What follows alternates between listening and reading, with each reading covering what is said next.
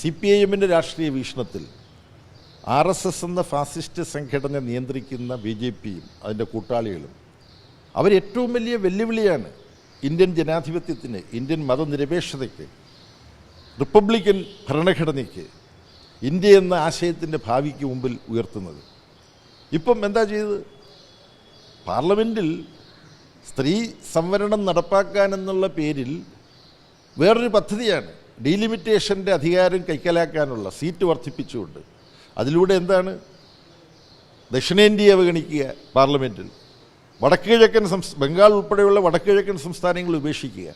എന്നിട്ട് RSS-നും BJP-ക്കും സ്വാധീനം ഉറപ്പാക്കാൻ കഴിയും അവരുടെ കുതന്ത്രങ്ങളിലൂടെ എന്ന് ഉറപ്പുള്ള ഉത്തർപ്രദേശ്, ബീഹാർ, മധ്യപ്രദേശ്, രാജസ്ഥാൻ, ഛത്തീസ്ഗഡ് ഇങ്ങനെ തുടങ്ങി ഉത്തരേന്ത്യയിലെ കുറേ സംസ്ഥാനങ്ങളിൽ വലിയ തോതിൽ വർദ്ധിക്കുന്ന സീറ്റുകൾ, ആ സീറ്റുകളെ ജെർമാൻഡറിങ് നടത്തി അത് മുഴുവൻ തങ്ങളുടെ കൈക്കലാക്കുക. അപ്പം 3-2 ഭൂരിപക്ഷം. ദക്ഷിണേന്ത്യയിലെ രാഷ്ട്രീയം പ്രശ്നമല്ല, വടക്കുകിഴക്കൻ ഇന്ത്യയിലെ രാഷ്ട്രീയം പ്രശ്നമില്ല. അങ്ങനെ ഇന്ത്യയെ ഒരു ഹിന്ദുരാഷ്ട്രമാക്കാനുള്ള ഇന്ത്യൻ ഭരണഘടനയ്ക്കെതിരായിട്ടുള്ള ഒരു ഗൂഢപദ്ധതിയാണ് പ്രതിപക്ഷ യോജിപ്പിലൂടെ പാർലമെൻറ്റിൽ പരാജയപ്പെടുത്താൻ കഴിഞ്ഞത്. അത് കഴിഞ്ഞപ്പോഴെന്താണ് ചെയ്തത്? തെരഞ്ഞെടുപ്പ് ചട്ടങ്ങൾ മുഴുവൻ കാറ്റിൽ പറത്തിക്കൊണ്ട് ഗവൺമെൻറ്റിൻ്റെ ദൂരദർശനും മറ്റ് സംവിധാനങ്ങളും ഉപയോഗിച്ച് രാഷ്ട്രത്തോട് പ്രസംഗിക്കുകയാണ്. രാഷ്ട്രത്തോട് തെരഞ്ഞെടുപ്പ് പ്രചരണം നടത്തുന്ന രാഷ്ട്രീയ പ്രസംഗം നടത്തുകയാണ് പ്രധാനമന്ത്രി. നമ്മുടെ മോഡൽ കോഡ് ഓഫ് കോണ്ടക്റ്റിൻ്റെ 4-ാം അനുച്ഛേദം അനുസരിച്ച് ഭരിക്കുന്ന പാർട്ടി എന്ന് പറഞ്ഞിട്ട് ഒരു ഭാഗമുണ്ട്. ഭരിക്കുന്ന പാർട്ടി ഒരിക്കലും തങ്ങൾക്ക് വേണ്ടി ഭരണ സംവിധാനത്തിൻ്റെ ഭാഗമായിട്ടുള്ള സൗകര്യങ്ങളെ ദുരുപയോഗപ്പെടുത്തിക്കൂടാ. ആ സൗകര്യം ദുരുപയോഗപ്പെടുത്തുകയാണ്. ഗാനേഷ് കുമാർ എന്ന് പറയുന്ന ഒരു വിദ്വാൻ അവിടെ ഇരിക്കുന്നുണ്ട്. നാണമുണ്ടോ ഈ മനുഷ്യന്? കേരള കേഡറിലെ ഒരു IAS ഉദ്യോഗസ്ഥനായിരുന്നു എന്നുള്ള ഓർക്കുമ്പോൾ എനിക്ക് ലജ്ജ തോന്നുന്നു. അനങ്ങുന്നില്ല. മറിച്ച് ഖാർഗെക്കെതിരായിട്ടൊരു വിമർശനം വന്നപ്പം ഉടനെ ഇണ്ടാസ് അയച്ചിരിക്കുകയാണ്. ഇതൊക്കെ മനുഷ്യർ കാണുന്നില്ലേ? ഇന്ത്യക്കാർ മുഴുവൻ വിഡ്ഢികളാണോ? അപ്പോൾ മോഡിയും ഗാനേഷ് കുമാറും കൂടി ഇപ്പോൾ തെരഞ്ഞെടുപ്പിൽ കാണിക്കുന്ന തട്ടിപ്പുകൾ, ആ തട്ടിപ്പുകൾ പാർലമെൻറ്റിൽ ഈ ഡീലിമിറ്റേഷൻ ബില്ല് പാസ്സായിരുന്നെങ്കിൽ ഗാനേഷ് കുമാറിനെ പോലെയുള്ള നരേന്ദ്രമോദിയുടെ ചെല്ലും ചെലവും കൊടുത്ത് നരേന്ദ്രമോദി വളർത്തിയൊരു ഉദ്യോഗസ്ഥനെ പോലെയാണ് ഈ ഭരണഘടനാ സ്ഥാപനത്തിലിരിക്കുന്ന ഗാനേഷ് കുമാർ പെരുമാറുന്നത്. വേറൊരു ഗാനേഷ് കുമാറിനെയും 2 പേരെയും കൂടെ വെച്ച് ഒരു ഡീലിമിറ്റേഷൻ കമ്മീഷൻ ഉണ്ടാക്കും.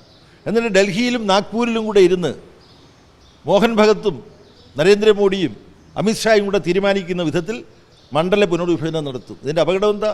നിങ്ങൾ ഈ ഭാഗം ഒരിക്കലും എഡിറ്റ് ചെയ്യുമ്പോൾ കളയരുത്.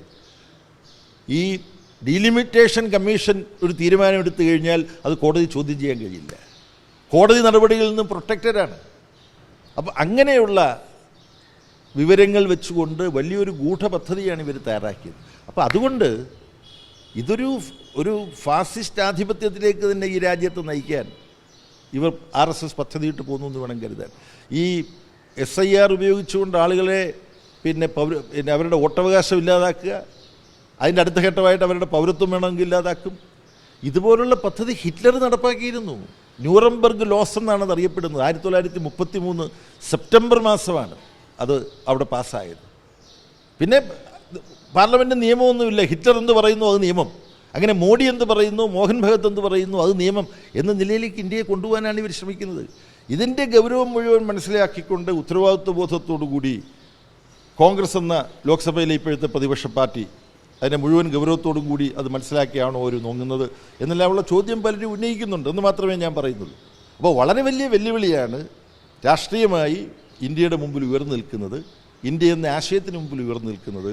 ഈ സംസ്ഥാനങ്ങളിൽ ഇപ്പോൾ നടക്കുന്ന, ബംഗാളിൽ ഉൾപ്പെടെ ഇപ്പോൾ നടക്കുന്ന തെരഞ്ഞെടുപ്പിൻ്റെ ഫലം ഈ രാഷ്ട്രീയ ചലനങ്ങളിൽ വലിയ സ്വാധീനം ചെലുത്താൻ കഴിയുന്ന വിധിയെഴുത്തായിട്ട് മാറണം.